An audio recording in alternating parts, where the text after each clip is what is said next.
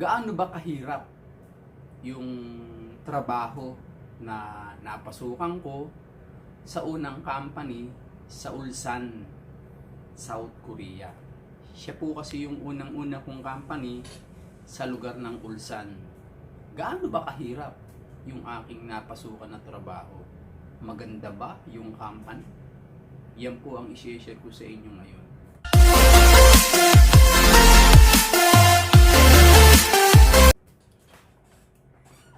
Hi guys! I'm back! Ako uli ito!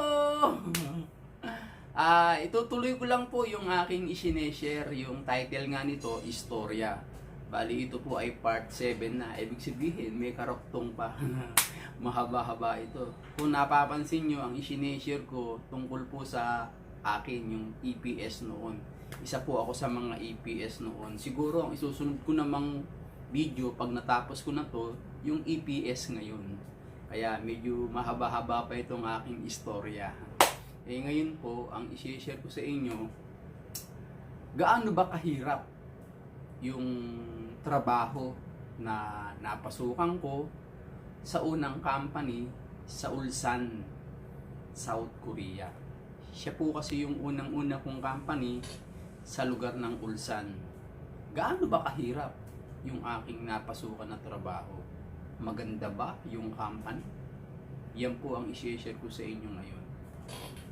Ang totoo po para sa akin, siyempre dahil bagong dating ako, mahirap po yung ginatnang kong trabaho.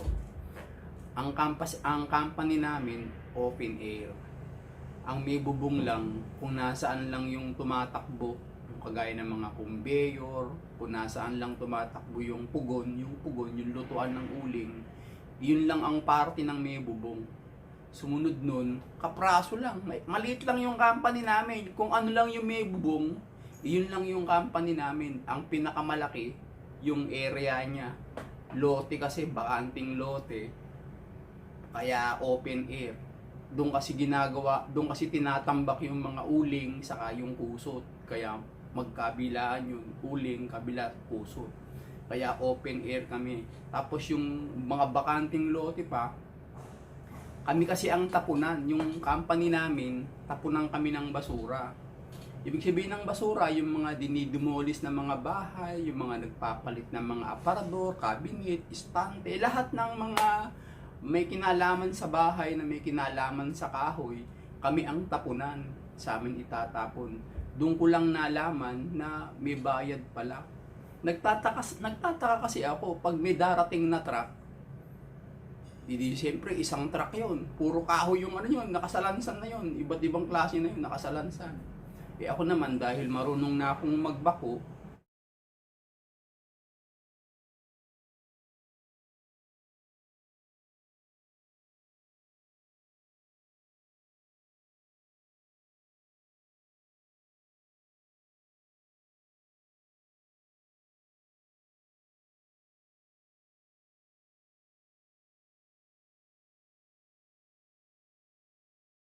ipoporma lang yung truck. Tapos bubuksan niya yung tagiliran, dalawa, saka yung gate sa likod. Ako naman, ibabako ko na yun. Itutulak ko ng bako para bumagsak. Babagsak na yun. Yung truck naman, aandar na. Ganun lang ng ganun. Pag may dumarating sa aming truck, ako magbabako, tutulak ko yung mga karga niyang kahoy. Pero meron naman dumarating sa amin, malaking truck talaga. Meron na siyang kasamang pandakot. Yung 4 ng ipin, dadakotin ganun. Tapos nilalaglag niya na. Siya na nagdadakot kasi nga malaking truck na yon. Araw-araw yon, may dumarating sa amin truck sa loob ng isang araw. Siguro mayroon 4, minsan 3, minsan 5. Nagbabayad yon, nagbabayad sa amo namin. Tapunan kasi, pag tapunan ka, pera yon, basura eh. Dito pag nagtapon ka, ikaw ang babayaran. May bayad yon, magbabayad ka. Ganun ang rules dito. Kung sino yung nagtatapon, kailangan mo magbayad. Di ganun nga, dahil open air kami, talagang napakahirap ng aming trabaho. Andun yung ulan, init, halos lamig. Halos lahat masasagap mo, ulan, init, lamig. Pag panahon ng December, malamig. Pag panahon ng summer vacation, tag-init. Tapos buwan ng August, July, August, September, tag-ulan. Yun ang mga parting ganun. Pumapasok yung tag-ulan. Ganun ang ano dito. Kaya sagap namin malay init at lamig sa kaulan. Kasi nga open air. Tapos yung dalawa kong Pilipino, yung dalawang kasamang Pilipino, minsan yung isa nasa conveyor, yung dalawa nasa labas. Ako kasi panggabi. Panggabi ako noon, lagi ako panggabi. Yung dalawang Pilipino, bali ano sila, bali apat silang magkakasama, ako lang mag-isa sa panggabi. Nung mga natuto na sila, marunong na rin sila magbako, na tinuruan ko na rin, ako na nagturo sa kanila magbako, yun, na-alternate na, pinapanggabi na sila, panggabi. Pero pagka pang-araw ka, naku, napakahirap pagka pang-araw. Alam niyo po ba yung kartilya? Yung kartilya dito na parang pangkalesa, ikaw yung nasa harap, meron dun sa amin. Dun mo ikakarga yung mga kahoy, dadali mo dun sa may conveyor. Pupunuin mo yun, naku, ang bigat, ang hatak-hatak mo. Siyempre yung bakanting lote, hindi naman pantay yung lupa doon. Puro puro mga kahoy-kahoy yun. Talagang batak mo, tulak, para kang kalesa para kang kabayo. Tulak-tulak mo siya. Ang bira, ang bigat, lalo na pag nasisira yung bako. Kasi yung trabaho ng bako, siya nagtutulak. Tutulak niya ng itutulak, papalapit sa conveyor. Para yung conveyor, dire-diretso yung andar, may salang. Tapos may isang Pilipino doon, siya yung nag-aantabay. Inaano niya, kumbaga sa yung binabantayan niya yung mga panik ng kahoy na walang sasabit, walang babara. Yun. Tapos yung isa naman nasa labas. Siya naman naghahakot naman. Minsan naging pang-araw ako, nako, talagang napakahirap. Minsan nga may umu-order sa amin ng mga kusot. Biro mo yung kusot, biro mo tanghaling tapat magsasako kami, isasako namin yung kusot. Sasako namin yan, may order 200, 500, 300, tapos pinakakonti na yata yung 50 sako. Sasako namin yan, sinasako namin na pambira. Ganun din sa uling, pagpatak sa uling, may umu-order ng uling, sako-sako rin, isasako namin yan, pambira. Biro mo yung init na yon, umpisa ka ng umaga, hindi mo matatapos agad hanggang tanghali, sa dami Biro mo, isasako mo yun. Pero minsan naman, pagka ang umu-order sa amin ng mga truck na naka-container yung mas maganda yun. May dumarating sa amin kasi malaking truck. Pinakapandakot niya, papalitan niya ng malaki kasi yung amo ko gumawa siya ng malaking pangdakot. 'Di ba yung mga pandakot ordinary lang. Yun sa kanya siguro 2 ganun yung ginawa niya, 2 pangdakot kaya ang laki. Tapos pabaliktad, pag ganun yung dakot niya para pagtapon pa ganun. Magaling yung boss ko. Gumawa siya nun, 2. Gumawa siya, 2 balo yung pandakot. Kaya pag dumakot ka ng kusot, pag kinarga mo sa truck, ang daling mapuno. Ganun din sa uling. Darating yung container van, kakargahan ng uling yun. Mas maganda pa yung mga container van sa truck pag umorder Pero pagka ang order sa amin sako-sako, nako, napakahirap. Biro mo, kahit magaang yung kusot, biro mo sa dami ba naman, order ng 500, 300, biro mo papalahin mo yun, Sasako mo, yung sako dito, yung para lang sako ng bigas, sasako mo yun, mambira, ang hirap. Tapos uling. Talagang yung init, kuha mo lahat yung init Kaya pag uwi mo, tapos ng finish ng oras ng trabaho mo, talagang tagaktak yung pawis mo Yung ilong mo lagi may uling sa hirap ng trabaho. Talagang, lalo na pag tag-ulan, yun ang mabigat pag tag-ulan. Hindi pwedeng mabasa yung kusot, saka yung mga giniling na hindi pwedeng mabasa. Biro mo, gigisingin ka ng madaling araw. Siyempre, uulan pala. Gigisingin ka, pambira. Hindi mo oras ng trabaho yun. Ilalatag namin yung pinakalona. Tatakpan namin yun para wag lang mabasa. Pati yung uling, tatakpan namin para wag lang mabasa. Pagka tag-snow naman, ganun din. Tatakpan mo pa rin yun. Pambira, ang laki ng lona. Napakahirap ilatag. Tapos pagka yung okay na, edi aalisin mo yung lona. Naku, napakahirap maitiklop. Sobrang laki. Biro mo ilang kami humihila, Hila mo doon. Hila mo, haha. Talagang malayuan ang hila, Talagang para lang matagpan lahat ng ng lahat ng area ng kusot, Pati kahoy, pambihira. Yun ang pinakamahirap sa lahat pagka uulan na. Pagka uulan, saka mag-i-snow. Yun ang pinakamabigat sa oras na yan. walang ano yun, gigisingin ka talaga. Kasi nga, katabi mo lang yung bahay ni amo, ni boss eh. Ernesto! Tsaka yung mga kasama ko, oh, liga dali, uulan. Mambira. Oh, gising naman kami, maglalatag kami. Pambira, yun ang pinakamabigat doon. Yung oras ng pahinga mo, gigisingin ka. Eh, minsan nga, nagkaroon din ng problema. Eh, siyempre, panggabi ako, natutulog ako eh. Papasok pa lang ako nun. Eh, nagka-problema yung motor, yung makina. Yung mismong motor mismo, talagang ang laki ng makina, ay ang laki ng motor. Nagtaka yung sadyang rin kung bakit ayaw na umandar. Ayaw na, yung gilingan, ayaw na umandar. Pambihira. Iniisip niya kung anong problema. Pero ginising pa ako nun. Tiningnan ko, yung mismong pinakamotor, yung wire doon na tatlo, malalaki yung wire, tatlong wire, malalaki. Yung isang pinaka-terminal doon, yung nakakapit, yung terminal, bumigay pala, nag-crack. Ibig sabihin, naputol, nawala ng koneksyon. Eh, siyempre, hindi alam ni boss kung paano mapapatakbo agad yun, yung oras na yun.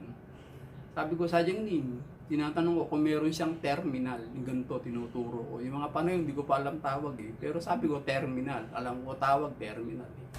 Sabi niya, meron ako niyan, meron ako. Sabi niya, meron daw siya. Alam niyo, binaba ko yung pinaka-main switch. Binaba ko, inop ko siya. Nung inop ko, yung pinaka-tatlong terminal, yung isang terminal doon, siyempre mahirap eh, kailangan tanggalin mo rin yung dalawa eh, para maputol mo eh. Tinanggal ko lahat. Pati yung dalawa, tinanggal ko. Bali, tatlo na yan, tanggal. Yung nasira, yun yung pinalitan ko. Sabi ko, Nim, lagarin natin. Eh, wala siyang pang-cutter eh. Walang pang-cutter. Eh, ang laki nung gapiso yung yung niya, wire niya eh. Nilagari ko siya hanggang sa maputol. Tapos tinalupang ko uli, binalatan ko, nilabas ko yung wire. Saka ako nilagay yung terminal. Tapos pinitpit ko, pitpit ako ng pitpit. Eh wala naman siyang pang-clamp para pinitpit ko na lang ng pinitpit. Ginawa ko ng paraan para humigpit ba, kumapit. Saka ako nilagyan ng maraming electrical tape. Tapos binalik ko na uli yung tatlo. Sabi ko, Sadyang Nim, taas mo. Ayaw niya. Takting Sadyang Nim ko. Ayaw niyang itaas, pambira. Sabi ko, testingin na natin. Ayaw niyang itaas. Eh, ginawa ko, ako nagtaas. Eh, yung kinakabahan din ako. Siyempre, hindi ko naman kabisado yung mga nila eh. In-on ko na. Tapos, in-start ko. Ang ginawa ko, 2 switch agad ang hawak ko. Pinindot ko, saka off.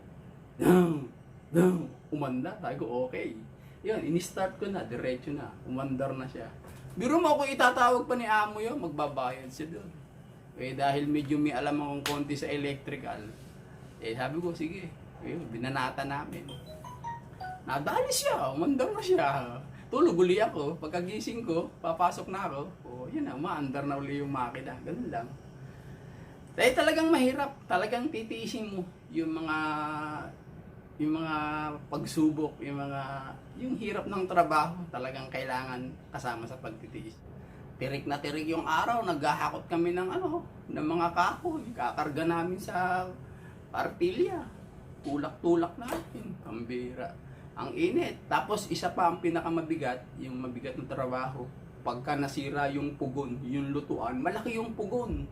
Siguro ang haba niya mga 24 feet. Basta mga ganun, mga 20 feet yung haba niya. Tapos yung bilog niya, siguro mga 10 feet. Yung bilog niya kasi pwedeng tumayo yung tao eh. Pag nasisira kasi yung pugon, bumabagsak yung mga pektor, yung mga tiles ay yung mga bricks, yung mga semento na kumbaga sa atin ni hollow block, dito kasi bricks kung tawagin, yung kulay paso, sinasalansan namin yun. Pag bumagsak yun, naku, napakahirap. Aantayin mo tsatsagain mo yung init yung init sa loob, talagang siyempre, palalamigin ng konti, hindi naman pwedeng palamigin ng malamig na malamig. Eh, siyempre, maghihinto yung trabaho na matagal. Naku, maghahalo kami. Maghahalo kami ng sumento. Halo, yung 2 Pilipino. Tapos ako sa kay Sadyang Nim, kaming 2 nasa loob. Yung 2 tagahalo. Ako, ikakamada namin yung bricks, yung mga tile, yung mga hollow block. Yung hollow block na parang gold, pabar siya, pabar na pahaba. Kakamada namin yun. Pambihira. Ang init sa loob. Pambihira. Talagang gusto mong sumuko. Pagka nasisira yung ano, yung pugon, yung lutuan ng uling, ako, napakahirap. Eh di siyempre, pagka nasumento na namin, nalagyan na namin uli, nabuo na uli, papasok yung truck. Yung isang truck, yung laman nun, ipapasok namin sa loob dun ng pugon. Ako, napakainit. Tatlo kami, yung sadyang nim, saka si Samon nim, tapos tatlo kami nasa loob, tatlo kaming Pilipino nasa loob ng pugon. Kinasalansan namin doon, may mga taga-abot, yung dalawang Pilipino taga-abot. Yung Samon nim, saka yung sadyang nim, nasa labas sila sa truck. Bigay ng bigay sa loob, pasok sa loob. Kami naman, salansan sa loob ng pinakapugon. Nako, talagang napakainit. Hanggat maaari nga, wag lang masisira kasi pag nasira, sigurado, yun na naman ang magiging mangyari sa amin. Maghahalo na naman kami, aantayin namin yung init ba niya, pambihira. Talagang napapailing na lang yung mga kasama ko, Pilipino. Siyempre nga, nakatatlong buwan na ako bago sila dumating. Di alam ko na, ang trabaho, tinuturo ko sa kanila. Makalipas ng 6 na buwan, nako, sabi sa akin ng boss ko, Ernesto, may darating pa ulit 2 Pilipino. Sabi ko talaga, naging 5 na kami, 5. Kaya yung bahay ko, siyempre ako lang mag-isa, naging 5 na kami. Sabi ko, masaya. Yung bahay ko napuno ng Pilipino, 5 na kami. Ang bira. Ayun na. Mas marami na pang-araw. Pang-gabi pa rin ako, isa. Isa pa rin yung pang-gabi. Alternate na, yung 2 Pilipino, ako pa rin ang nagturo doon. Kasi nga, naging all around ako. Pati nga sa maintenance, sakop ko yung maintenance. Nalaman kasi nung sadyang nim ko na medyo may alam ako konti sa pag-maintenance. Pag nasisira yung kumbeyo, magpapalit ako ng bearing. Minsan magpapalit ako ng kadena. Minsan magpapalit ako ng belt. Ang pinakamahirap pagka magpapalit ka ng belt, 6 kasi yung belt, 6. Ako, ang lalaki ng motor. Pambihira. Kung paano mo siya maia-align ulit. Siyempre, i-adjust mo yung 4 na tornilyo, luluwagan mo siya para mailabas mo yung belt. Buti sana kung belt ang masisira ay nasa bungad lang. Kadalasan ang sisira nasa parting gitna. Ang hirap ilabas pagka nasa parting gitna. Kailangan mo talagang luwagan yung tornilyo, yung 4 na tornilyo ng motor. Yun ang i-adjust mo para mailabas mo yung belt. Di papalit ulit ako ng belt. Ang hirap ngayon magbalik, i-align mo pa rin siya, kailangan mapantay uli siya. Yun, na ano lang sadyang nim ko na may may pang maintenance siya. Maintenance nga ako. Kaya naging all around ako dun sa company namin, napakahirap. Doon ko natutunan yung mga tools, yung sadyang nim ko. Paaraw ng linggo, kada linggo, Ernesto, liga. Dadalhin ako dun sa tool rooms, yung tool rooms niya, maliit lang. Yung siyempre, nandun lahat ng mga tools niya. Hindi isa-isa sa akin yun. Tinatuturo-turo niya sa akin mga tools niya. Kung nasan yung mga tools niya, itinuturo niya sa akin ano pangalan to. Sinasabi niya sa akin para matandaan ko raw. Sabi ko, pambira. Sa Korean language namin, walang tools. Tandaan ninyo, kung kayo mag-aaral ng Korean language, alamin nyo yung tools kasi sa pabrika, automatic yan. May tools na ginagamit yan. Hindi pwedeng wala. Pag-aralan ninyo yung mga tools. Dun sa Ulsan, doon ko natutunan yung mga tools. Kaya nung napunta ako sa ibang company na, alam ko na yung mga tools. Mahirap, talagang napakahirap. Tsinaga lang namin. Noong mga panahon na yon, katulad nun, walang internet, walang wifi, ang cellphone namin nun, yung sliding, saka defolding, yung pinofold, 2 klase lang ang cellphone, sliding, saka defold. Wala pang touchscreen nun. Puro may keyboard, may keypad pa nun, may keypad pa. Walang video ha. Walang video, walang camera. Yung panahon na yun.